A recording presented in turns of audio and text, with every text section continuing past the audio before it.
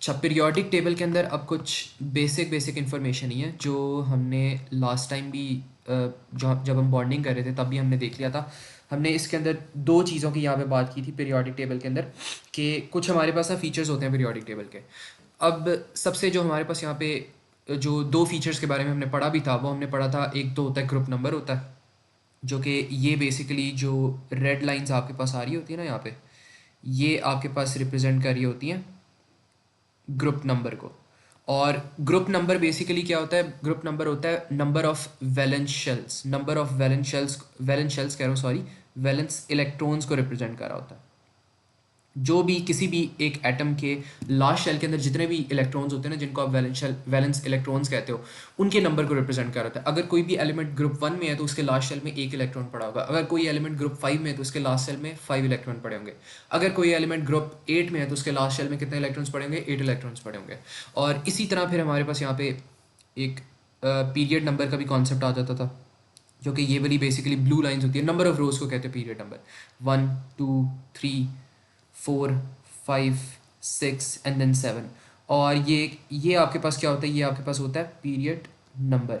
और period number हमने पढ़ा था कि वो किस चीज़ को रिप्रेजेंट कर रहा था? वो बेसिकली रिप्रेजेंट करता है कि कितने वैलेंस शेल्स हैं आपके पास एक इलेक्ट्रॉन्स के, मतलब कितने शेल्स एग्जिस्ट कर रहे हैं, नंबर ऑफ शेल्स। तो नंबर ऑफ शेल्स को रिप्रेजेंट करता है पीरियड नंबर, और जो ग्रुप नंबर होता है वो किसको रिप्रेजेंट करता है? नंबर ऑफ वैलेंस इलेक्ट्रॉन्स को। अब एक और जो फीचर आता है ना पीरियोडिक टेबल का, वो ये होता है कि आपके पास जो पीरियोडिक टेबल सेट होता है ना, वो कुछ इस तरह मूव कर रहा था। पहले आपके पास हाइड्रोजन आता है, फिर आपके पास आप ना रो वाइज चलते हो पीरियोडिक टेबल के अंदर। पहले आप फर्स्ट रो कंप्लीट करते हो, फिर आप सेकंड रो कंप्लीट करते हो, फिर आप थर्ड रो कंप्लीट करते हो, fourth row, fifth row, sixth row, seventh row, इस तरह करके आपके पास यहाँ पे ना आप इसको ट्रेवर्स कर रहे हो, ट्रैवल कर रहे होते हो। तो पहले हाइड्रोजन आता है, फिर हीलियम आता है, फिर आप सेकंड रो पे मूव करते हो लिथियम पे, इस पे यहाँ पे बेरिलियम पे मूव करते हो, फिर आप यहाँ पे boron, carbon, nitrogen, oxygen, fluorine, neon, and then Na, Mg, इस तरह करके आप मूव करते हो। और इसके अंदर एक और जो प्रॉपर्टी वो ये आती है कि जैसे जैसे आप मूव कर रहे होते हैं ना पीरियोडिक टेबल के अंदर, जो नंबर ऑफ प्रोटॉन्स होते हैं वो इंक्रीज करते रहते हैं। तो number of protons keep on increasing.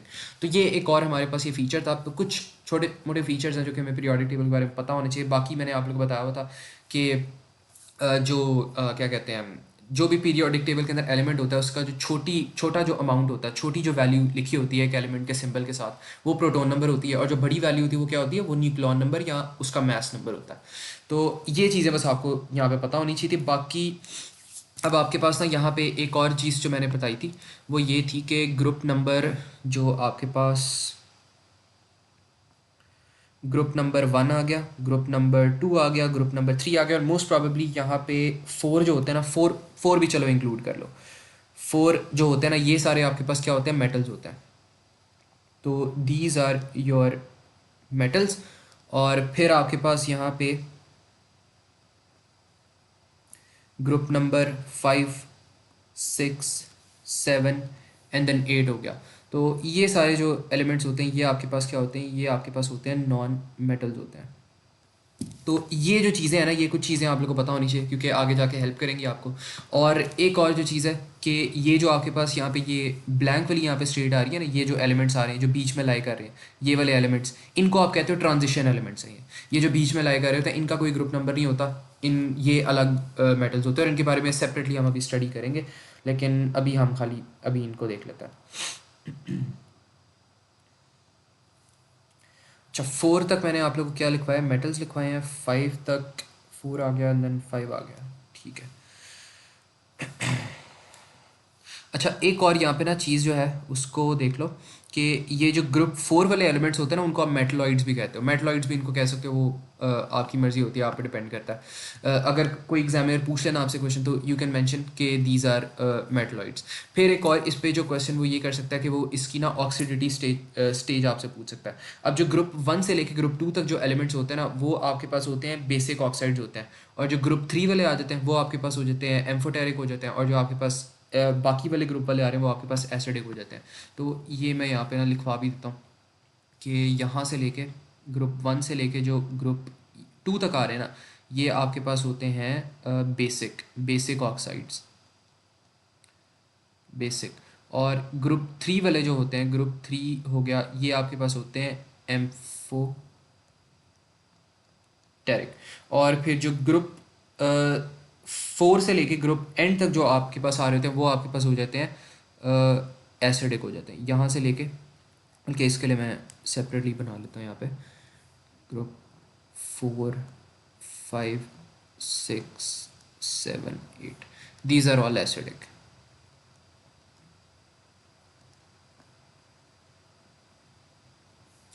तो ये वाली बस जो यहाँ पे कुछ यहाँ पे पॉइंट्स मैंने लिखवाए हैं, ये आपको पता होने चाहिए। ये एमसीक्यू वाले पॉइंट्स आ सकते हैं, जो छोटे छोटे मैंने यहाँ पे पॉइंट्स लिखवाए ना, these are just basic MCQ points. इसमें एक और चीज़ यहाँ पे मैं लिखवा देता हूँ कि ये जो आपके पास होता है ना, मेटलॉइड्स भी कहते हैं इसे,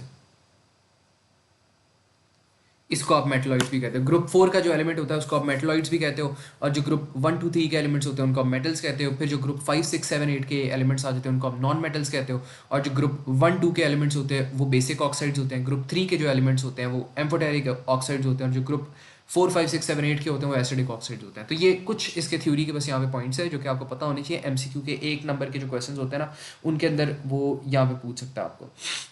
तो ये बस छोटी छोटी चीज़ें आपको पता होनी चाहिए। इसके बाद हमने अब स्टडी करना है जो भी हमारे पास यहाँ पे पीरियोडिक टेबल के अंदर एलिमेंट्स आ रहे हैं ना, उनको बारी बारी सेपरेटली हमने स्टडी करना है। सबसे पहले हम यहाँ पे स्टडी करेंगे ग्रुप 1 एलिमेंट्स को करेंगे, जो कि हमारे पास एल्कली मेटल्स भी इनको आप लोग कहते हो।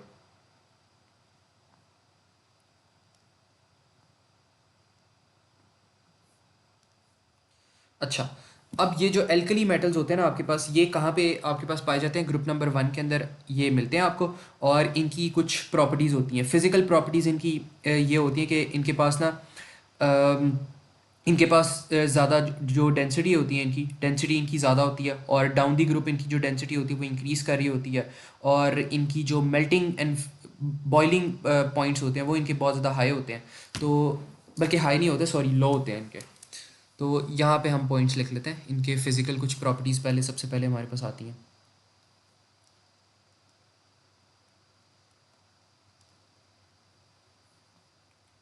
Physical properties. अच्छा, अब सबसे पहले जो यहाँ पे फिजिकल प्रॉपर्टी इसकी जो पहली आती है वो ये होती है कि इनका लो मेल्टिंग पॉइंट होता है एंड लो बॉइलिंग पॉइंट होता है।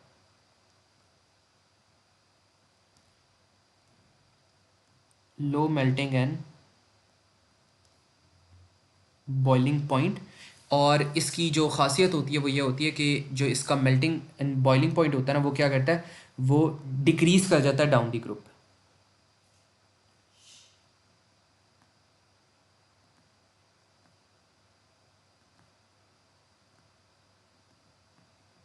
और फिर यहाँ पे एक और जो इसका पॉइंट आता है कि जो इनकी डेंसिटीज़ होती हैं, डेंसिटीज़ भी इनकी क्या होती हैं, लो डेंसिटी होती हैं।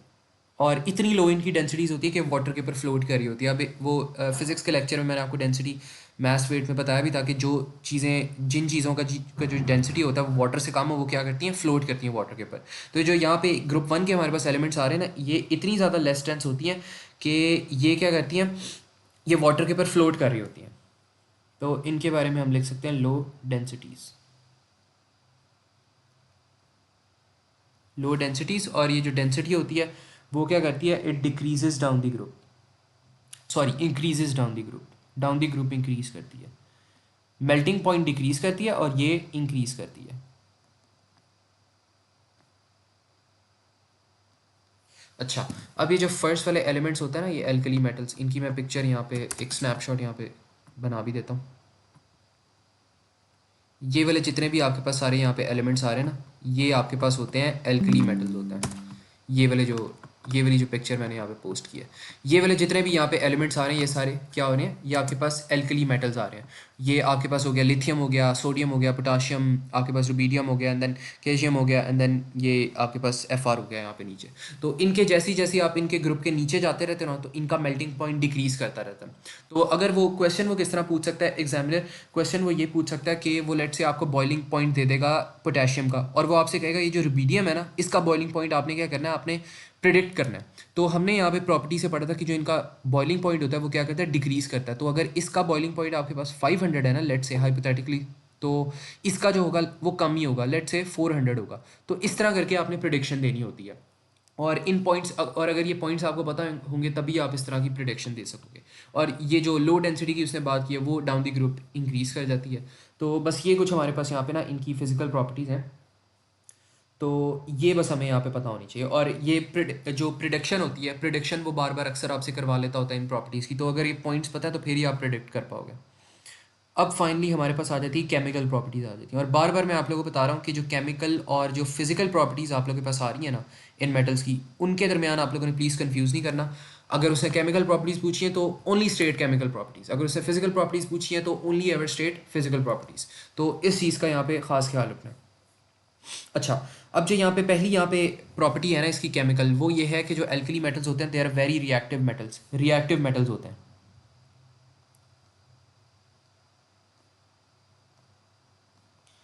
और वाटर के साथ ना बहुत तेज़ी से ये लोग रिएक्ट करते हैं, और इनको आप ना ऑयल के अंदर स्टोर करते हो ताकि वाटर के साथ रिएक्ट ना करें, क्योंकि ऑयल और वाटर कंबाइन नहीं करते, तो इनको आप ऑयल के अंदर स्टोर करवा देते हो। तो इनको ऑयल के साथ डिस्ट्रक्टिवली रिएक्ट करने से अगर आपने बचाना है तो आप इसको कहाँ स्टोर करते हो, आप इसको ऑयल के अंदर स्टोर करते हो, because oil and water do not mix. अच्छा, अब यहाँ पर ना एक वैसे टेबल इसका बनाना पड़ेगा हमें, उसमें हम स्टडी करते हैं कि ये किस तरह रिएक्ट करते हैं, हर एक जो एलिमेंट है ना वो किस तरह एल्कली मेटल वाटर के साथ रिएक्ट करते हैं, क्योंकि वो डिफरेंटली रिएक्ट करते हैं। यहाँ पे सबसे पहले हम लेट से कंसिडर कर लेते हैं लिथियम को। लिथियम क्या करता है, reacts quickly with water,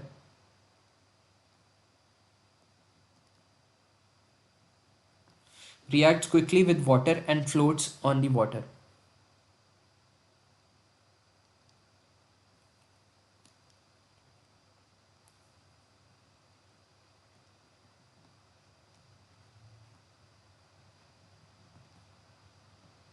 no flame, कोई भी फ्लेम ऑब्जर्व नहीं होती। अभी फ्लेम हम देखेंगे फ्लेम आती क्यों है। बेसिकली जब इन एलिमेंट्स को आप वाटर के पॉन्ड के अंदर या आप डालते हो ना, तो बेसिकली डिस्ट्रक्शन हो जाती है वहाँ पे ये बहुत तेज़ी से रिएक्ट करते हैं और इतनी ज़्यादा स्पार्कलिंग होती है और बहुत ज़्यादा नॉइज़ आती है। अब कभी अगर इसको एक्स्ट्रा टाइम आप लोगों के पास मिला ना, वैसे अगर नॉर्मल कोर्स आप लोग ले रहे होते तो मैं आप लोगों को भी वीडियो भी दिखाता कि किस तरह एक्ट करें, लेकिन चलो टाइम भी शॉर्ट है तो मैं बस बता देता हूँ आप लोगों को। तो इसमें बेसिकली पता क्या होता है, अगर आपके पास वाटर का पॉन्ड पड़ा हुआ है ना, उसके अंदर आप एल्कली मेटल्स अगर फेंक दोगे तो उसके अंदर वहाँ पे इतना ज़्यादा वहाँ पे एक नॉइज़ आएगी। बेसिकली एक बॉम्ब ब्लास्ट की तरह होता है ना, छोटा सा एक बॉम्ब ब्लास्ट होता है, वैसा वहाँ पे एक सिनेरियो क्रिएट हो जाएगा। जैसे ही आप मेटल लगाओगे एकदम से वो रिएक्ट करेंगे वहाँ पे, और एकदम से वो उसके ऊपर तेज़ी से मूव करेंगे और वाटर जो है, वाटर के अंदर बबल्स निकलने शुरू हो जाएंगे और आवाज़ आएगी एकदम से। तो इस तरह ये रिएक्ट करते हैं, और रिएक्टिविटी जो होती है ना इनकी डाउन दी ग्रुप इंक्रीज़ करती है। ये जो लिथियम है, लिथियम थोड़ा स्लोली रिएक्ट करता है आराम से, जिस तरह बेसिकली अगर आपने स्प्राइट को लो, स्प्राइट के अंदर आप जिस तरह मेंटोस अगर डाल दो तो उस तरह का रिएक्शन बेसिकली लिथियम का होता है वाटर के साथ। लिथियम बेसिकली मेंटोस है, और जो आपके पास वाटर का पॉन्ड है वो आपके पास स्प्राइट की तरह। तो स्प्राइट के अंदर अगर लिथियम मेंटोस डालोगे ना तो एकदम से आपके पास शेक बनने लग जाएगी और एकदम से आपके पास वो बाहर आ जाएगी सारी जो बॉटल होगी। तो इस तरह का रिएक्शन होता है लिथियम और वाटर का। लेकिन अगर आप नीचे मूव करो, सोडियम, पोटाशियम, तो इनके बहुत ही ज़्यादा डिस्ट्रक्टिव स्केल पे रिएक्शन होते हैं वाटर के साथ। ये बहुत ज़्यादा इनके वो डिस्ट्रक्टिव रिएक्शंस होते हैं और तेज़ रिएक्शंस होते हैं। तो इस तरह जो रिएक्टिविटी होती है ना इनकी इंक्रीज़ करती है। अच्छा, अब इसका यहाँ पे जो फॉर्मूला है वो भी हम देख लेते हैं। लिथियम क्या करता है, lithium reacts with water and then it produce lithium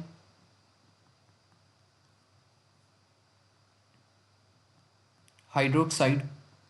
hydroxide क्या होता है, लिथियम हाइड्रोक्साइड आपके पास एल्कली होता है एक, और फिर आपके पास यहाँ पे क्या बन जाता है, हाइड्रोजन बन जाता है। हाइड्रोजन जो गैस होती है ना वो आपके पास सीन होती है, और हमेशा यही होता है। यहाँ पे आपके पास कोई एल्कली मेटल होगा, और एल्कली मेटल जैसे ही वाटर के साथ बनेगा वो एल्कली हाइड्रोक्साइड बन जाएगा, और यहाँ पे हाइड्रोजन आपके पास प्रोड्यूस हो जाएगी। तो इसका फॉर्मूला ये होता है। और यहाँ पे अगर आप देखो तो लिथियम का फॉर्मूला होता है Li प्लस यहाँ पे H2O हो जाएगा। H2O आपके पास वाटर होता है, और फिर आपके पास यहाँ पर आ जाएगा लिथियम, और हाइड्रोक्साइड बेसिकली आपके पास OH होता है। जो OH होता है ना, OH रिप्रेजेंट्स हाइड्रोक्साइड। फिर आपके पास यहाँ पर क्या आ जाएगा, यहाँ पे आपके पास हाइड्रोजन बन जाएगा H2 की फॉर्म में। अच्छा, अब यहाँ पे एक प्रॉब्लम ये आ रही है कि यहाँ पे आपके पास जो इक्वेशन है ना वो बैलेंस नहीं है। बैलेंसिंग का क्या मतलब होता है कि जितने पार्टिकल्स आपके पास राइट साइड पे आ रहे हैं उतने ही पार्टिकल्स लेफ्ट साइड पे आने चाहिए। अगर यहाँ पे आप लिथियम को नोटिस करो तो लिथियम लेफ्ट साइड पे 1 पार्टिकल एग्जिस्ट कर रहा है, 1 एटम, और यहाँ पर भी 1 एटम है, तो ये तो बैलेंस्ड है। हाइड्रोजन को अगर देखो तो यहाँ पे 2 है, यहाँ पे 2 + 1, यहाँ पे 3 एग्जिस्ट कर रहे हैं। तो इसकी वजह से हमारे पास जो बैलेंसिंग अब ख़राब हो रही है। यहाँ पे 3 हाइड्रोजन है, यहाँ पे 2 हाइड्रोजन है, तो हमने किसी तरह इनको सेम बनाना है। तो हम क्या कर सकते हैं कि अगर मैं इसको यहाँ पे 2 से मल्टीप्लाई करवा दूँ, अब मेरे पास क्या होगा, अब मेरे पास यहाँ पे हाइड्रोजन 4 हो गए, यहाँ पे 3 रह गए। तो इसको मैं क्या करता हूँ, इसको मैं अगर थोड़ा सा और चेंज करूँ, तो मैं इस ऐसा करता हूँ कि ये जो मेरे पास आ रहा है ना, इसको भी मैं 2 कर देता हूँ। अब मेरे पास क्या हो जाएगा, यहाँ पे 2 into 1 hydrogen is equal to 2 hydrogens, 2 hydrogen plus 2 hydrogen is 4 hydrogen. तो यहाँ पर भी 4 हाइड्रोजन हो गए और यहाँ पर भी 2 इंटू 2 4 हाइड्रोजन हो गए, तो हाइड्रोजन तो बैलेंस हो गया। लेकिन अब ऑक्सीजन को देख लेता हूँ, यहाँ पे 2 ऑक्सीजन है, यहाँ पर भी 2 ऑक्सीजन है, ये भी बैलेंस्ड है। लेकिन यहाँ पे मसला आ रहा है, लिथियम यहाँ पे 1 है और राइट साइड पे लिथियम कितने हैं, 2 लिथियम्स है। तो यहाँ पर लिथियम को भी मैं मल्टीप्लाई करवा देता हूँ। अब यहाँ पे भी 2 लिथियम्स है, यहाँ पे भी 2 लिथियम है, यहाँ पे भी 4 हाइड्रोजन है, यहाँ पे भी 4 हाइड्रोजन है, यहाँ पर भी 2 ऑक्सीजन है, यहाँ पे भी 2 ऑक्सीजन है। तो अब हमारे पास जो इक्वेशन है वो क्या होगी, बैलेंस्ड होगी। तो ये इक्वेशन ऑफ बैलेंसिंग का भी एक कॉन्सेप्ट है जो कि एक सेपरेट चैप्टर में वैसे हम पढ़ते हैं, लेकिन मैंने अभी आप लोगों को इसी तरह पढ़ा दिया।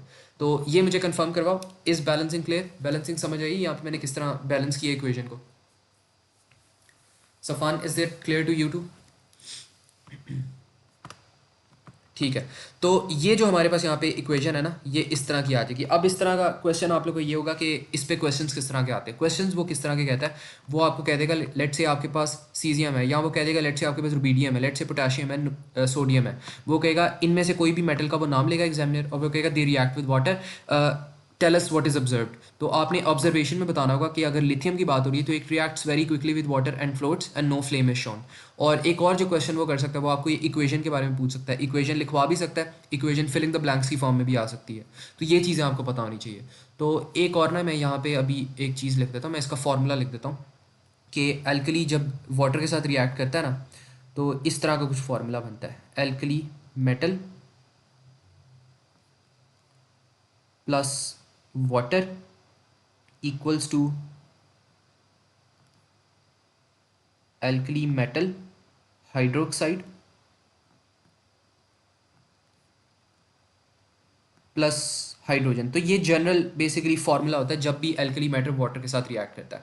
अगर यहाँ पे उसने नाम दे दिया, लेट से एफ आर का नाम दे दिया, तो यहाँ पर आप एफ आर लिख दो, F R plus H two O equals to F R O H plus hydrogen. अगर उसने यहाँ पे सी एस का नाम दे दिया, तो आप यहाँ पे लिख दो C S plus H two O equals to C S O H plus H two. तो इस तरह करके इस फॉर्मूले को यूज़ करके आप कोई भी यहाँ पे इक्वेशन अपनी मर्जी से आप बना सकते हो, आपको कोई भी ट्रबल नहीं होगी। तो ठीक है, ये वाला फॉर्मूला अगर याद कर लोगे ना, जनरल फार्मूला, तो you can make any equation you want with these alkali metals group 1 elements. तो वो हो जाएगा। अब इसमें यहाँ पे हम देख लेते हैं, सोडियम को भी देख लेते हैं कि जो सोडियम होता है वो किस तरह रिएक्ट करता है। तो सोडियम क्या करता है, sodium basically reacts very quickly,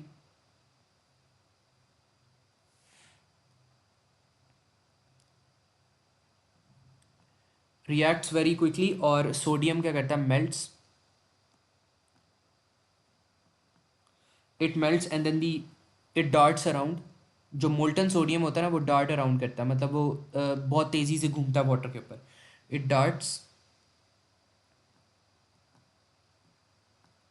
around the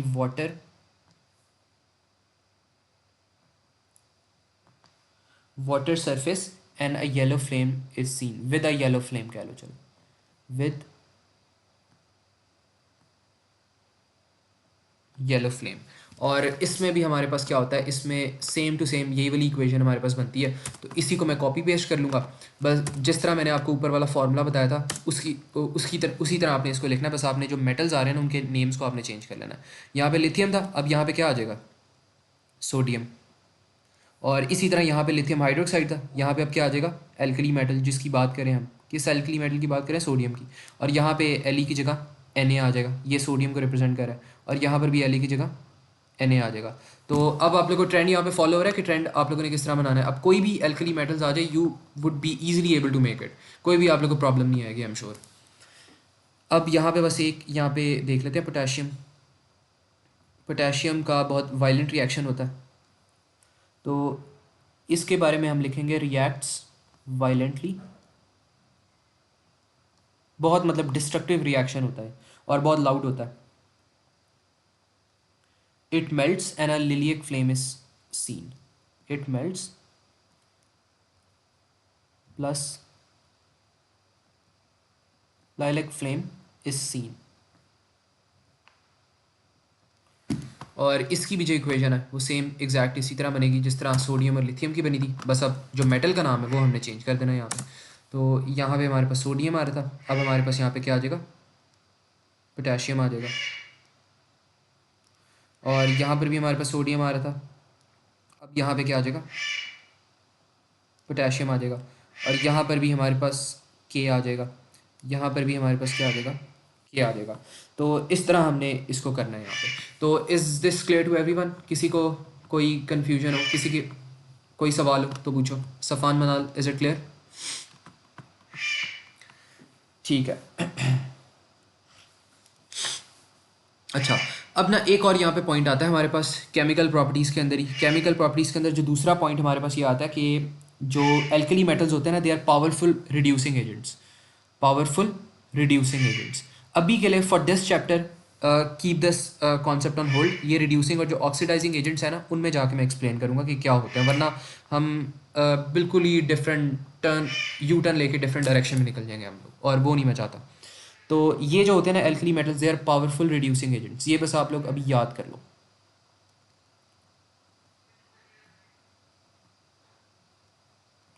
और दूसरा जो पॉइंट ये आता है वो ये आता है कि एल्कली मेटल्स रिएक्टिव तो होते हैं, लेकिन उनकी जो रिएक्टिविटी होती है ना, वो इंक्रीज़ करती है डाउन द ग्रुप। तो ये ऊपर ही लिख देता हूँ मैं कि reactivity increases down the group. Lithium slowly react करता है, सोडियम उससे ज़्यादा तेज़ी से रिएक्ट करता है, और जो पोटाशियम होता है वो बिल्कुल ही डिस्ट्रक्टिवली रिएक्ट करता है। तो इनकी जो रिएक्टिविटी होती है वो क्या करती है, इंक्रीजेज डाउन दी ग्रुप। तो ये बस इनकी यहाँ पे केमिकल प्रॉपर्टीज थी। इसके अलावा हमारे पास इस ग्रुप के अंदर एज सच कोई और क्वेश्चन नहीं है। तो अब हम चलते हैं दूसरे ग्रुप के ऊपर। अब जो दूसरा ग्रुप है जो कि हमने स्टडी करना है इन डेप्थली, वो हमारे पास है हेलोजेंस है। और ये बेसिकली हमारे पास होते हैं ग्रुप 7 के एलिमेंट्स होते हैं। ग्रुप 7 हेलोजेंस, इनको हेलोजेंस कहते हैं हम, या हेलोजेंस, हेलोजेंस। अच्छा, अब इनकी भी कुछ फिज़िकल प्रॉपर्टीज़ होती हैं। इनकी फ़िज़िकल प्रॉपर्टीज़ हमारे पास ये होती है कि इनके जो हमारे पास ये होते नॉन मेटल्स हैं। सबसे पहली तो बात ये है कि ये जो हमारे पास हैलोजेंस होते हैं दे आर नॉन मेटल्स। और दूसरी बात ये है कि जैसे जैसे हम डाउन दी ग्रुप जाते हैं ना, इनका भी जो बॉइलिंग पॉइंट और मेल्टिंग पॉइंट होता है ना, वो लो ही होता है। वैसे बॉइलिंग पॉइंट भी इनका लो होता है। और ये कलर्ड होते हैं, ये कलर्ड मेटल्स होते हैं। जो हमारे पास, वो हम बात कर रहे थे ना ग्रुप 1 एलिमेंट्स की, वो हमारे पास कलरफुल नहीं होते। लेकिन जो हैलोजेंस है वो हमारे पास कलरफुल होते हैं। ये डिफरेंट कलर्स में आ रहे होते हैं, रेड, ब्लू, इस तरह के कलर्स में आ रहे होते हैं। तो इनके, इसकी जो फिज़िकल प्रॉपर्टीज़ हैं उसकी बात कर लेते हैं हम।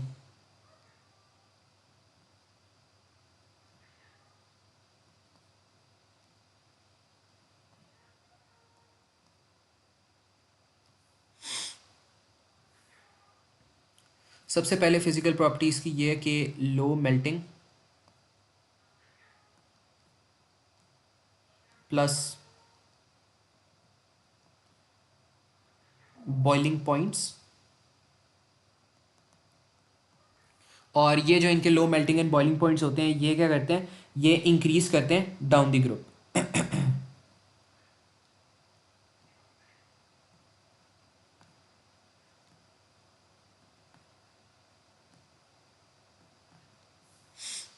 अच्छा, फिर हमारे पास यहाँ पे आ जाते हैं कि ये नॉन मेटल्स होते हैं और कलर्ड होते हैं।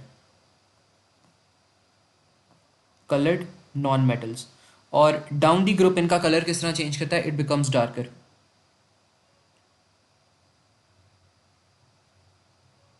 Goes darker down the group, मतलब पर्पल, ब्लैक, इस तरह करके हो जाता है।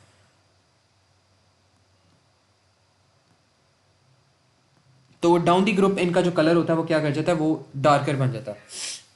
तो ये हमारे पास यहाँ पे इनकी कुछ प्रॉपर्टीज़ थी। और इसी तरह जो, जिस तरह मैंने बताया था आपको कि आपको प्रेडिक्ट करनी आ सकती है उनकी प्रॉपर्टीज़, इसी तरह वो आपको ये इनकी जो फिजिकल प्रॉपर्टीज़ है ना, ये भी आपको प्रेडिक्ट करने के वो पूछ सकता है। अब इसमें मैं जो हेलोजेंस होते हैं उनको भी मैं कॉपी पेस्ट कर देता हूँ यहाँ पे। ये आपके पास हेलोजेंस आ रहे हैं, ये जो ग्रुप 7 है ना, ये जो क्लोरीन वाला ग्रुप है, ये आपके पास हेलोजेंस है।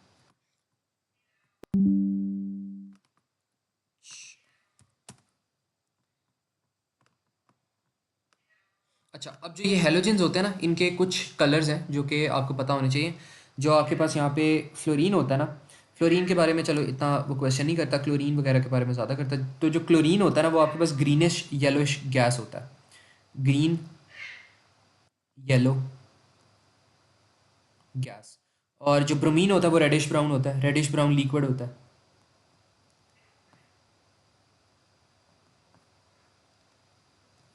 और जो आयोडीन होता है वो पर्पलिश होता है, पर्पलिश ब्लैक सॉलिड।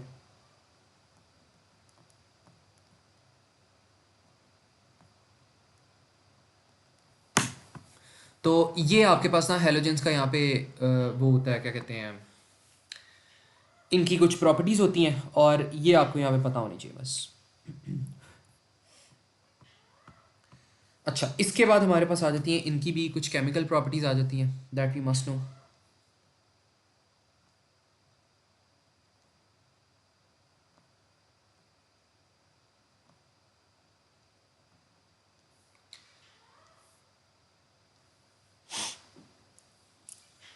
अच्छा, इसकी केमिकल प्रॉपर्टी क्या होती है कि ये ना बेसिकली जो हैलोजेंस होते हैं ना, वो एक रिएक्शन के थ्रू गो थ्रू करते हैं और इस रिएक्शन को हमने नाम दिया हुआ डिस्प्लेसमेंट रिएक्शन। जितने भी डिस्प्लेसमेंट रिएक्शन होते हैं ना, दी हैलोजेंस गो थ्रू दैम। एक तो हैलोजेंस पावरफुल ऑक्सीडाइजिंग एजेंट्स होते हैं और एक तो ये डिस्प्लेसमेंट रिएक्शंस के थ्रू गो थ्रू करते हैं।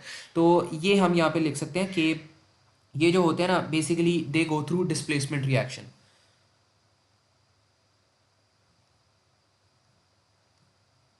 Go through displacement reaction.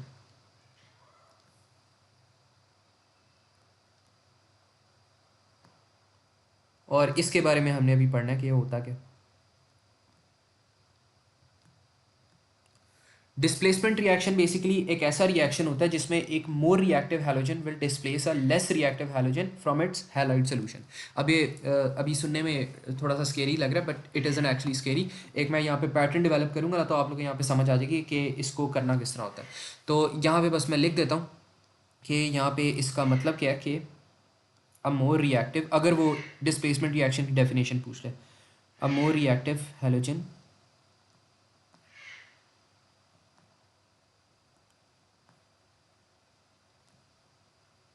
displaces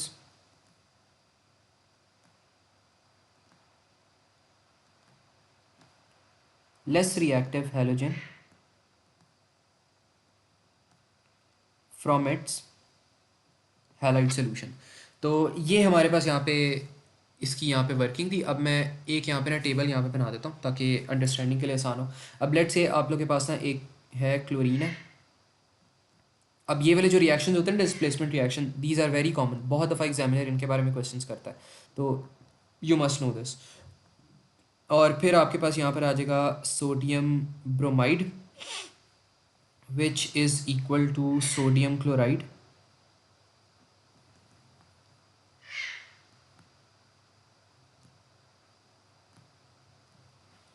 plus bromine. अच्छा, अब जो क्लोरीन होता है वो यहाँ पे अभी कलरलेस है, अभी फ़िलहाल वो कलरलेस है। और यहाँ पे जो सोडियम है ये भी हमारे पास अभी हम एज्यूम करते हैं ये अभी कलरलेस ही है। और जो सोडियम क्लोराइड है, जैसे ही वो इसको क्या करेगा, इसको डिस्प्लेस कर लेगा, तो ये भी हमारे पास यहाँ पे कलरलेस है। और ये जो है ना, ये हमारे पास रेडिश ब्राउन है। अभी मैं इसको समझाता हूँ, अभी इतना घबराना नहीं है आप लोगों ने, मैं इसको समझाऊंगा। अच्छा, तो ये जो बेसिकली यहाँ पे मैंने एक रिएक्शन लिखा ना यहाँ पे, ये आप लोगों के पास एक कॉमन सा डिस्प्लेसमेंट रिएक्शन है। अब इसमें क्या हो रहा है, इसमें आपके पास क्लोरीन है, क्लोरीन किसके साथ रिएक्ट कर रहा है, सोडियम ब्रोमीड के साथ ब्रोमाइड के साथ रिएक्ट कर रहा है। अब क्लोरीन भी आपके पास हैलोजन है और जो यहाँ पे ब्रोमाइड आ रहा है ये भी आपके पास हैलोजन है, ये देख सकते हो आप लोग यहाँ पे। ये यहाँ पे क्लोरीन भी आपके पास यहाँ पे हैलोजन है और ये जो ब्रोमाइड आ रहा है ना, ये भी आपके पास एक हैलोजन आ रहा है। अब यहाँ पे ना एक जो हैलोजेंस होता है ना, हैलोजेंस भी आपके पास यहाँ पे रिएक्टिव होते हैं।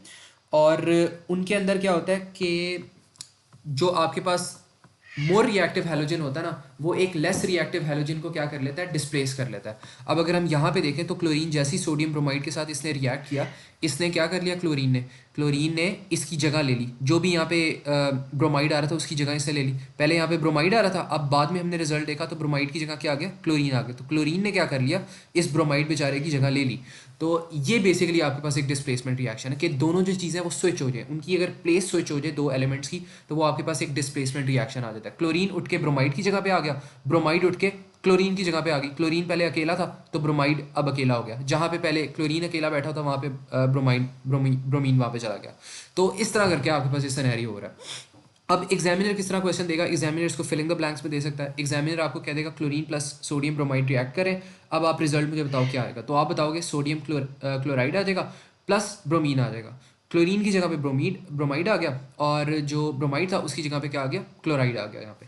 तो इस तरह करके यहाँ पे डिस्प्लेसमेंट रिएक्शन हो रहा है। और फिर वो आपसे एक और चीज़ पूछेगा, वो आपसे पूछेगा ऑब्जर्वेशंस के बारे में। ऑब्जर्वेशंस क्या होती हैं कि कलर क्या आपके पास सोल्यूशन में प्रोड्यूस हो रहा है। तो जोन सा भी एलिमेंट आपके पास रिजल्ट में अकेला रह रहा होगा ना, वो कलर प्रोड्यूस कर रहा होगा। तो इसका जो कलर है वो क्या आ रहा है, इसका कलर आपके पास आ रहा है रेडिश ब्राउन आ रहा है। अगर यहाँ पे लेट से क्लोरीन होता तो उसका कलर क्या हो जाना था, ऊपर मैंने लिखवाए थे कलर्स यहाँ पे, ग्रीनिश येलोइश कलर हो जाना था। तो इस तरह करके आपके पास जो रिएक्शंस होते हैं ना वो एग्जिस्ट कर रहे होते हैं। और एक और चीज़ यहाँ पे याद रखना कि जो भी हैलोजेंस की रिएक्टिविटी होती है ना, वो ऊपर इंक्रीज करती है, डाउन द ग्रुप डिक्रीज करती है। तो इस चीज़ को यहाँ पे यहाँ पे जो पॉइंट है ना, इसको यहाँ पे याद कर लेना कि इनकी जो रिएक्टिविटी होती है इट इंक्रीजेस अपवर्ड्स। तो जो भी इसकी रिएक्टिविटी होती है इट इंक्रीजेज अपवर्ड्स, रिएक्टिविटी।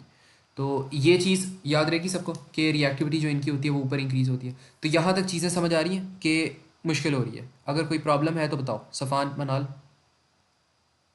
कोई सवाल पूछना हो तो बताओ। इस क्वेश्चन यहाँ तक जितना भी हमने पढ़ लिया ठीक है। अच्छा, एक और एग्जांपल देखते हैं, इसी डिस्प्लेसमेंट रिएक्शन की देखते हैं। अब हम लेट से लेते हैं क्लोरीन आ गया हमारे पास, इसी को ना मैं कॉपी पेस्ट यहाँ पे कर लेता हूँ पहले, ताकि आसानी से मैं लिख पाऊँ, और फिर हम एलिमेंट्स को खुद ही यहाँ पे चेंज कर देंगे। अच्छा, अब हमारे पास क्या हो रहा है, सबसे पहले हमारे पास यहाँ पे क्लोरीन आ रहा है, फिर हमारे पास यहाँ पे अब सोडियम नहीं आ रहा, सोडियम की जगह हमारे पास कुछ और आ रहा है, पोटेशियम आ रहा है हमारे पास लेट से। अच्छा, अब मैंने करना क्या है, अब मेरे पास अभी ये जो आफ्टर वाला रिजल्ट आ रहा है ना, इसको ना नोटिस करो, ये गलत है, ये पिछले हमारे पास है। अब आपके पास जो क्लोरीन है ना, यहाँ पे क्लोरीन और पोटाशियम ब्रोमाइड रिएक्ट कर रहे हैं। तो जैसे ही ये दोनों रिएक्ट करेंगे तो हमारे पास क्या होगा, हमने पहले देखना है कि अगर क्लोरीन आपके पास मोर रिएक्टिव है देन ब्रोमीन, देन वो क्या कर लेगा, वो इसको डिस्प्लेस कर लेगा। तो हमने ऊपर देख लेना है कि जो हमारे पास क्लोरीन है वो ब्रोमीन से ऊपर पड़ा हुआ है, तो chlorine, yes chlorine is more reactive, तो chlorine will definitely displace bromine. तो यहाँ पे अब ब्रोमीन की जगह क्या आ जाएगा, क्लोरीन आ जाएगा। तो यहाँ पे हमने ऑलरेडी क्लोराइड लिख दिया हुआ है, बस यहाँ पे हमने पोटाशियम को चेंज करना है, और यहाँ पर हमारे पास आ जाएगा पोटाशियम। और जो हमारे पास यहाँ पे क्लोरीन की जगह थी वहाँ पे क्या आ जाएगा, हमारे पास ब्रोमीन आ जाएगा। तो ब्रोमीन वहाँ पे ऑलरेडी आ गया, और इसका जो कलर था हमारे पास वो क्या हो गया, वो हमारे पास हो गया रेडिश ब्राउन हो गया। तो ये वाली एग्जाम्पल समझ आइए सबको, इसमें कोई कन्फ्यूजन हो तो बताओ। मनाल, सफ़ान, इज़ इट क्लियर? ठीक है। अब मैं क्या करता हूँ, अब इसी एग्जाम्पल के अंदर ना मैं ब्रोमीन की जगह मैं लिख देता हूँ यहाँ पे आयोडाइड आ जाता है मेरे पास। आयोडाइड बेसिकली आयोडाइन है आपके पास। तो अगर मेरे पास यहाँ पे आयोडाइड आ गया तो उसको मैं देखता हूँ क्या क्लोरीन मोर रिएक्टिव है आयोडाइन से, यस क्लोरीन, आयोडाइन बहुत नीचे है, क्लोरीन बहुत ऊपर है, तो क्लोरीन का लेवल इज अपवर्ड्स। तो क्लोरीन क्या कर लेगा, आयोडाइन को डिस्प्लेस कर देगा। तो यहाँ पे अब आयोडीन की जगह क्लोरीन आ जाएगा और क्लोरीन की जगह आयोडीन आ जाएगी। तो यहाँ पे अब आ जाएगा आपके पास आयोडीन। और जो आयोडीन का कलर होता है ना आपके पास, वो आपके पास होता है ब्राउन करके होता है। तो यहाँ पे इसका जो कलर रह जाएगा वो सिर्फ और सिर्फ ब्राउन रह जाएगा। तो this will be the colour that will have. और यहाँ पर भी आपके पास क्लोराइड, बल्कि ठीक है ये सही आ रहा है। अब एक और यहाँ पे लास्ट एग्जांपल देखते हैं, इसका आंसर मुझे आप लोगों ने बताना है कि इसका आंसर क्या आ रहा होगा। आपके पास यहाँ पर आ रहा है ब्रोमीन प्लस आप लोग के पास आ गया यहाँ पे, आप लोगों ने ना चैट बॉक्स में लिखना है और मुझे बताना है, पोटाशियम आयोडाइड। अब आपके पास यहाँ पे क्या चीज़ें फॉर्म हो रही होंगी ये आपने मुझे बताना है, और मुझे सोल्यूशन कलर का जो भी सोल्यूशन का कलर होगा ना वो भी आप लोगों ने मुझे बताना है। तो ये मुझे बताओ क्या इसका आंसर होगा। अच्छा, बाकी अगर ये आप लोग अज्यूम करें ना कि क्या ब्रोमीन मोर रिएक्टिव है आयोडीन से, तो ऊपर ग्रुप देख लो, ब्रोमीन ऊपर है आयोडीन नीचे है, तो yes bromine will displace iodine. तो मुझे चैट बॉक्स में लिख के इसका आंसर बता दो कि रिजल्ट क्या आ रहा होगा, एरो के बाद क्या आंसर आएगा।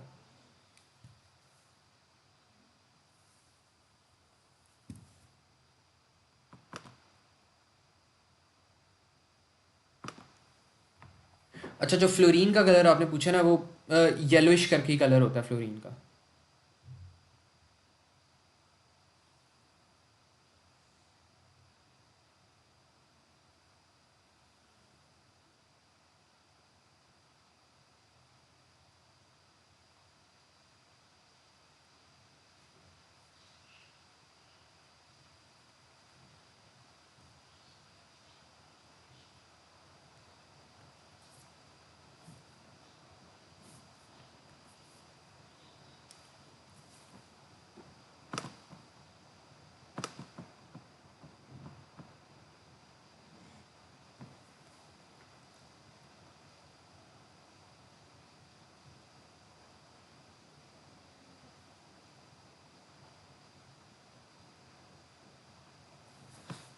बच्चों सोच लिया सबने? इसका मुझे आंसर टाइप कर दो चैट बॉक्स के अंदर या व्हाट्सएप ग्रुप के अंदर, ताकि मैं देख लूँ कि आप लोगों को समझ आ रही है कि नहीं,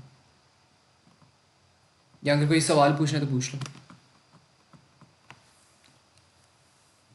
सर क्वेश्चन रिपीट कर दें, आवाज नहीं आई।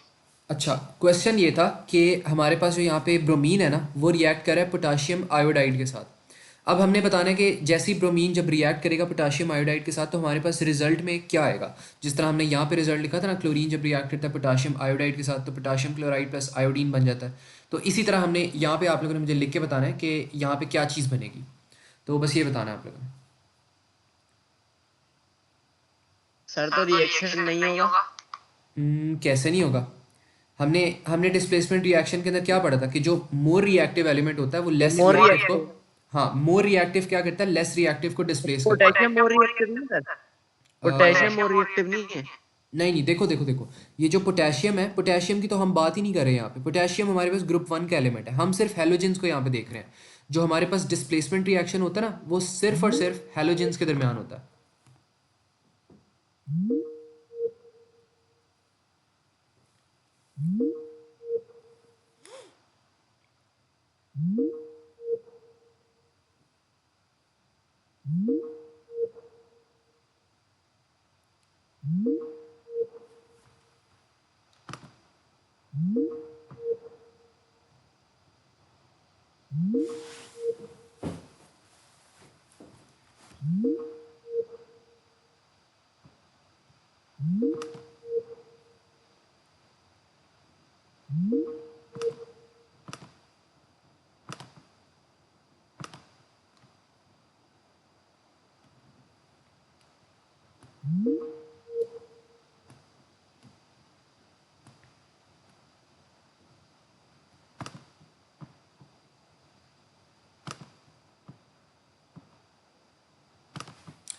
अच्छा ठीक है।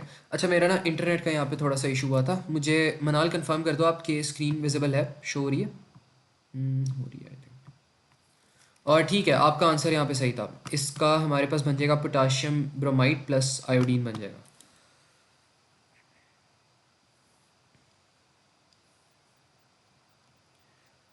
अच्छा सफ़ान, जो आप क्वेश्चन कर रहे थे ना यहाँ पे कि पोटेशियम आपके पास लेस रिएक्टिव है, ये है, तो पोटेशियम को तो हम कंसिडर ही नहीं कर रहे। कंसिडर हमने पोटेशियम को पता क्यों नहीं किया? बिकॉज ये ग्रुप 1 का एलिमेंट है, हम सिर्फ डिस्प्लेसमेंट रिएक्शन में हेलोजेंस को देखते हैं। तो हेलोजन हमारे पास यहाँ पे सिर्फ 2 हेलोजेंस आ रहे हैं, एक ब्रोमीन है और एक आयोडाइन है। इसके अलावा कोई हेलोजन नहीं एग्जिस्ट कर रहा। और अगर ब्रोमीन और आयोडीन को देखो ना, तो ब्रोमीन ज़्यादा ऊपर है और आयोडीन थोड़ा सा नीचे है, तो ब्रोमीन ज़्यादा रिएक्टिव है, आयोडीन कम रिएक्टिव है।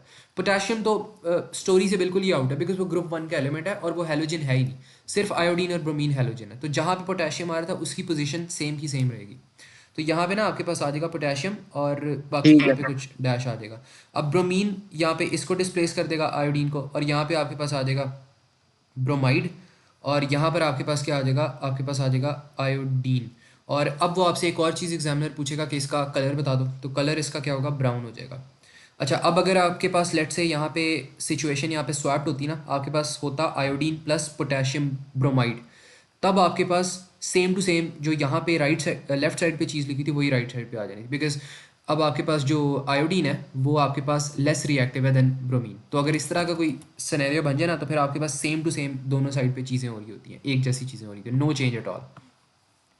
तो बस ये थोड़ी बहुत चीज़ें हैं जो कि आप लोगों को पता होनी चाहिए। बाकी इसकी एक और प्रॉपर्टी होती है, दूसरी प्रॉपर्टी इसकी केमिकल प्रॉपर्टी ये है कि they are powerful oxidising agents. अभी इस यहाँ पे भी स्टेप को भी अभी होल्ड पे रखो, इसको इनके चैप्टर में मैं समझाऊंगा कि ऑक्सीडाइजिंग एजेंट्स, रिड्यूसिंग एजेंट्स क्या होते हैं। तो ये हमारे पास यहाँ पे इनके बारे में कुछ इन्फॉर्मेशन थी, हैलोजेंस के बारे में। बाकी बाकी एक और जो यहाँ पे एक और चीज़ होती है ना, ये जो हैलोजन डिस्प्लेसमेंट रिएक्शंस होते हैं, ये बेसिकली ना आप लोगों के पास रेडॉक्स रिएक्शंस भी होते हैं, तो इनको आप नाम दे सकते हो कि these are redox reactions as well. और ये वाला जो कॉन्सेप्ट है ये भी मैं आपको ऑक्सीडाइजिंग और रिड्यूसिंग एजेंट्स वाले चैप्टर में समझाऊंगा। तो कुछ जो यहाँ पे चीज़ें हैं ना वो अभी मेक सेंस नहीं करेंगे, लेकिन as we go through some other chapters they will start to make sense. अच्छा, अब हमारे पास ना यहाँ पे लास्ट ग्रुप आ जाता है पीरियोडिक टेबल के अंदर। पीरियोडिक टेबल भी हमारा ऑलमोस्ट यहाँ पे फिनिश हो गया। अच्छा, मुझे कंफर्म करो आप लोग की क्लास कब से कब तक थी? 5 से 5:40 पे शुरू हुई थी ना, तो 6:40 पे एंड हो रही है। ठीक है, ये हमारे पास यहाँ पे आ जाते हैं ग्रुप ज़ीरो। इनको हम कहते हैं नोबल गैसेज हैं। अच्छा, नोबल गैसेस की भी हमारे पास कुछ प्रॉपर्टीज़ होती हैं। सबसे पहली जो प्रॉपर्टी ये है कि they are mono atomic. Mono atomic का क्या मतलब होता है कि इनके अंदर ना सिर्फ एक एटम होता है। मोनो का मतलब होता है सिंगल, मोनो एटॉमिक एलिमेंट्स होते हैं, मतलब सेम सेम एक एलिमेंट आ रहा है इनके अंदर, मतलब मॉलिक्यूल्स नहीं बनते इसके। इसके अंदर सिर्फ एक होता है। एक तो आपके पास इस तरह के मॉलिक्यूल्स आ जाते हैं, दो मॉलिक्यूल्स, ये आपके पास होता है डायटॉमिक होते हैं, और ये आपके पास होते हैं ट्राइटॉमिक होते हैं। लेकिन जो ये होता है ये सिंगल, ये आपके पास मोनोटॉमिक होता है। तो सिर्फ अगर एक एटम है तो वो मोनोटॉमिक है। और ये आपके पास कलरलेस होते हैं, कलरलेस एट आरटीपी। आरटीपी आपके पास होता है room temperature, colourless at RTP. And then एक और जो इसका पॉइंट आ जाता है वो होता है low melting and boiling points. Low melting plus boiling point increases down the group. और एक और जो हमारे पास यहाँ पे पॉइंट आ जाता है वो ये होता है इनसॉल्युबल इन वाटर।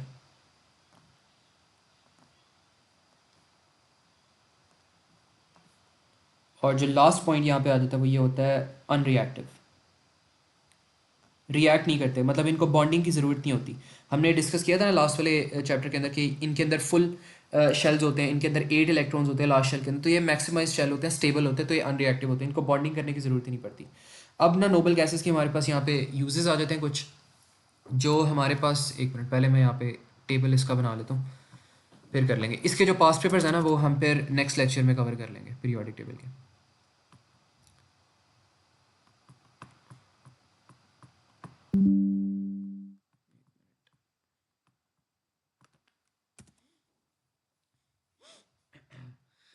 यहाँ पर आपके पास क्या आ रहा है, हीलियम आ रहा है सबसे पहले। हीलियम, हीलियम में क्या होता है, helium is used in basically balloons में होता है, बलून्स, एयरशिप्स वगैरह में हो जाता है। फिर नियॉन्स आ जाता है, नियॉन, नियॉन लाइट्स आपने नाम सुना ही होगा, नियॉन लाइट्स में यूज़ होता है। और जो आर्गन होता है आपके पास, आर्गन बेसिकली बल्ब्स में यूज़ होता है, इलेक्ट्रिक बल्ब्स। और जो फिर आपके पास क्रिप्टोनियन होता है, ये वैसे इतनी उसकी वो आती नहीं है, तो इसको हम खैर इग्नोर ही करते हैं। बाकी जो आर्गन होता है वो आपके पास वेल्डिंग में भी यूज़ हो जाता है, वेल्डिंग वगैरह, तो ये भी आपको पता होना चाहिए। ठीक है, बस यहाँ पे ना इतना ही है हमारे पास। नाइट्रोजन, बाकी नाइट्रोजन आ जाता है आपके पास। नाइट्रोजन, नाइट्रोजन तो वैसे ही एयर के अंदर होता है या ब्लड के अंदर यूज़ होता है टू क्योर सम सिकनेसेस, तो इस तरह करके ये यूज़ होता है। लेकिन जो ज़्यादा वो पूछता है ना वो आपके पास यही पूछता है, नियॉन के बारे में पूछ लेता है, हीलियम के बारे में, आर्गन के बारे में पूछ लेता है। ये सारी चीज़ें as long as you know these you will be good to go. तो ये क्लियर है सबको? किसी को यहाँ पे कोई कन्फ्यूजन हो, कोई ट्रबल हुई हो तो बताओ। मनाल, Safan, was this chapter clear? ठीक है, अब इसके ना थोड़े से हम पास्ट पेपर देख ही लेते हैं ताकि इसको कंप्लीट करें और आप लोग भी फिर अटैम्प्ट कर सको पास्ट पेपर जो है। अभी क्योंकि फ़िज़िक्स ही है हमारी तो इतना वो नहीं है, मसला नहीं है। और फिज़िक्स में आज प्रॉबेबली हम एक छोटा सा चैप्टर करेंगे ताकि वो जल्दी से कवर हो जाए। अच्छा, 24 अक्टूबर नवंबर का पेपर।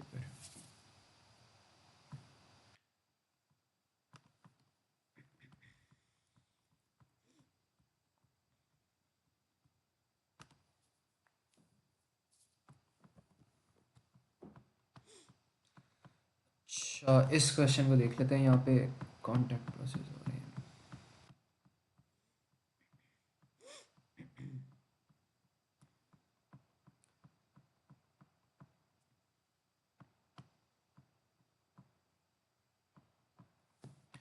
बॉन्डिंग के बहुत ज़्यादा क्वेश्चन नज़र आ रहे हैं मुझे इस वक्त।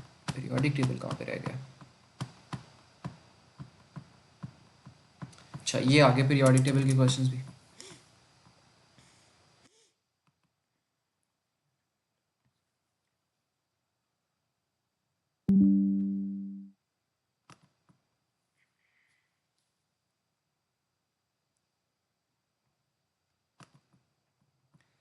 अच्छा, यहाँ पर उसने हमसे एक क्वेश्चन पूछा है कि which formula represents the oxide of element G in group 2 of periodic table. तो ये ऑक्सीजन के साथ रिएक्ट कर रही कोई रैंडम सा एलिमेंट जी है हमारे पास और वो ग्रुप 2 में है। तो अगर ये जी हमारे पास ग्रुप 2 में है ना, तो इसकी इसकी पावर क्या होगी? +2 होगी। और ऑक्सीजन क्या होता है? ऑक्सीजन ग्रुप 6 में है तो उसने 2 गेन करने हैं तो उसकी जो पावर होगी -2 होगी। तो जब इनको क्रॉस मल्टीप्लाई करोगे ना आप, तो यहाँ पे क्या आंसर आ जाएगा? यहाँ पे आंसर आप लोग के पास आ जाएगा ZO। तो सिंपली आप लोग के पास जो ऑप्शन बन जाएगी वो ऑप्शन ए बन जाएगी। तो is that clear to everyone? जल्दी से क्विकली क्लियर मुझे बता दो कि समझ आ गई कि नहीं है। ठीक है, चलो सफ़ान आपको भी क्लियर है?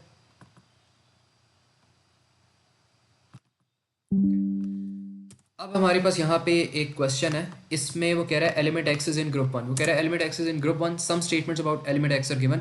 X is not the least dense element in group 1। वो कह रहा है X is not the least dense element in group 1। X is more reactive than potassium. ठीक है, वो कह रहा है it is more reactive than potassium. X has an A R value less than 100। A R value अभी हमने नहीं पढ़ा, मोल्स वाले चैप्टर में पढ़ेंगे, प्रॉबेबली हमारा नेक्स्ट चैप्टर होगा। तो इसमें वो कह रहा है विच एलिमेंट इज एक्स। तो पहले हम देख लेते हैं कि अगर डेंसिटी की वो बात करें तो क्या करें। तो ग्रुप 1 एलिमेंट्स में मैंने आपको बताया था कि इनके अंदर लो डेंसिटीज़ होती हैं जो कि डाउन दी ग्रुप इंक्रीज़ करती हैं। तो अगर उसने ये कह दिया ना आपको कि वो लीस्ट डेंस नहीं है, तो इसका मतलब वो पहला एलिमेंट नहीं हो सकता। पहला एलिमेंट, क्योंकि जो पहला एलिमेंट होगा उसकी लीस्ट डेंसिटी होगी और डाउन दी ग्रुप इंक्रीज़ करती रहेगी। तो लिथियम तो वो डेफिनेटली नहीं है। और फिर उसने हमें एक और चीज़ यहाँ पे बताई थी कि लिथियम नहीं हो सकता। लिथियम का ऑप्शन हम यहाँ पे क्रॉस कर देते हैं कि इट्स नॉट लिथियम, क्योंकि लिथियम इज लीस्ट डेंस। अब वो कह रहा है X is more reactive than potassium. अच्छा, मतलब पोटेशियम से नीचे होगा ग्रुप के अंदर। तो देख लेते हैं पोटेशियम से नीचे हमारे पास क्या आ रहा है। ये हमारे पास यहाँ पे पोटेशियम है, मतलब सोडियम भी हमारे पास कैंसिल आउट हो गया क्योंकि पोटेशियम से नीचे वाला ही आ सकता है, क्योंकि जो रिएक्टिविटी होती है ना वो डाउन दी ग्रुप इंक्रीज करती है, तो वो नीचे ही आ सकता है हमारे पास। तो पोटेशियम तो नहीं होगा, ना ही Na होगा हमारे पास, ना ही पोटेशियम होगा। पोटेशियम से नीचे होगा because it's more reactive than potassium. तो रुबीडियम हो सकता है, CS हो सकता है, FR हो सकता है। अब उसे लास्ट ऑप्शन बताई थी, उसकी जो AR की वैल्यू है ना वो 100 से लेस है। AR की वैल्यू बेसिकली आप लोग के पास होती है कि उसका जो मैस है वो मैस की वैल्यू होती है। तो यहाँ पे मैस की वैल्यू 85 है, लेस देन 100 है। Definitely rubidium is the correct answer, because यहाँ पे सीजियम पे अगर आप जाओगे तो उसका जो मैस होगा, जो AR होगा वो 133 बन जाएगा। तो इसलिए आपके पास यहाँ पे जो आंसर होगा वो रुबीडियम बन जाएगा। तो it's answer will be rubidium. Sodium तो नहीं होगा और सीजियम भी नहीं होगा। इसका जो AR है वो AR 100 देन ज़्यादा वो है, AR ग्रेटर देन 100। तो रुबीडियम आपके पास करेक्ट ऑप्शन होगी। तो ये क्लियर है? ये थोड़ा सा इसमें ज़्यादा चीज़ें देखनी थी, इसमें अगर मसला है तो मुझे जल्दी से बताओ। सफ़ान, मनाल, इज़ इट क्लियर? ओके,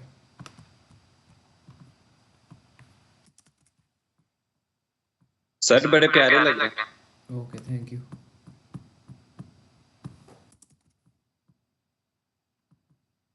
अच्छा, क्या कहते हो हादी? अच्छा, अब लास्ट क्वेश्चन है हमारे पास, वो हम देख लेते हैं। अच्छा, इसमें वो क्या कह रहे हैं, group 1 elements and transition elements are metals student X suggest that the group one elements are, अच्छा एक जो चीज़ हमने यहाँ पे मिस कर दी ना, वो हमने ट्रांजिशन एलिमेंट्स के बारे में नहीं पढ़ा। ट्रांजिशन एलिमेंट्स के बारे में वैसे इतनी वो कुछ स्पेसिफिक प्रॉपर्टीज़ नहीं होती, उनकी मैं प्रॉपर्टीज़ यहाँ पे लिखवा देता हूँ कि इनकी प्रॉपर्टीज़ क्या होती हैं हमारे पास। ट्रांजिशन मेटल्स, अच्छा ट्रांजिशन मेटल्स में क्या होता है, सबसे जो पहली इसकी प्रॉपर्टी होती है ना, ये सबसे हाई लेवल के मेटल्स होते हैं हमारे पास। इनके अंदर हाई मेल्टिंग पॉइंट होता है एंड हाई बॉइलिंग पॉइंट होता है। फिर इनके अंदर क्या होता है, ये जो होते हैं ना ये कलर्ड होते हैं। और फिर एक जो प्रॉपर्टी आती है, दूसरी जो प्रॉपर्टी आती है वो ये आती है कि एक तो कलर्ड होते ही हैं और ये गुड कंडक्टर्स ऑफ इलेक्ट्रिसिटी होते हैं, good conductors of electricity plus heat. अच्छा हादी ग्रुप में मैसेज कर दो बच्चों को क्या आ जाए, सारा ही रह गया, आई थिंक वो आई भी थी अभी। अच्छा तो गुड कंडक्टर्स ऑफ इलेक्ट्रिसिटी होते हैं और हीट करते हैं, और फिर इनको आप यूज़ करते हो एक रिएक्शन आते थे, मुझे उसका नाम जहन से भूल गया, जो स्पीड अप करते थे reaction, catalyst, they are good catalyst. तो they make up good catalyst. Good catalyst क्या होते हैं, they speed up reaction, speeds up reactions. तो ये होते हैं, और इनकी जो ऑक्सीडाइजेशन स्टेट होती है वो वेरिएबल होती है, variable oxidisation state, variable oxidisation states.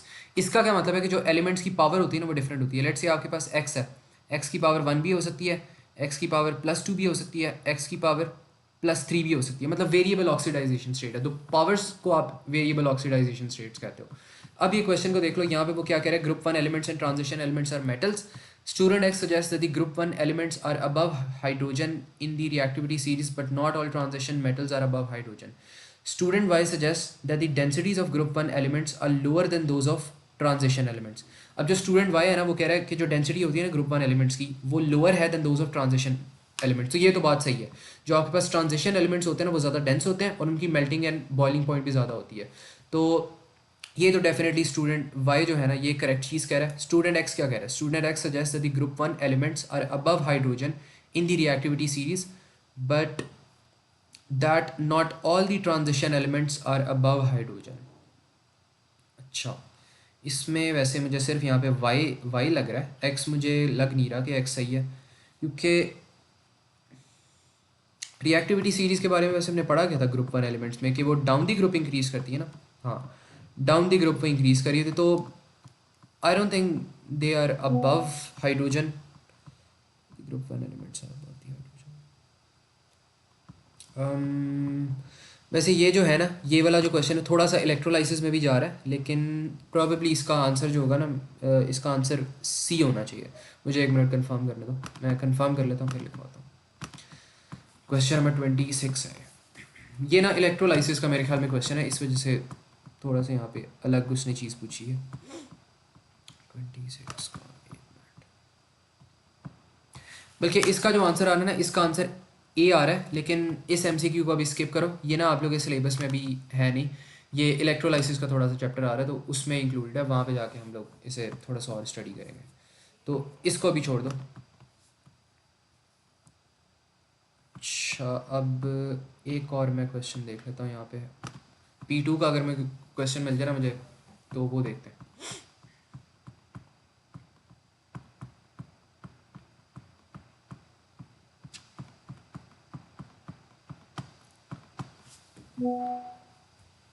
Hadi group में मैसेज कर दो यस क्लास स्टार्टिंग एट 6:50।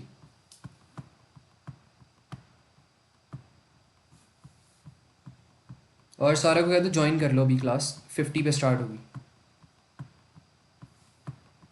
अच्छा कहाँ पे रह गए पीरियोडिक टेबल क्वेश्चंस।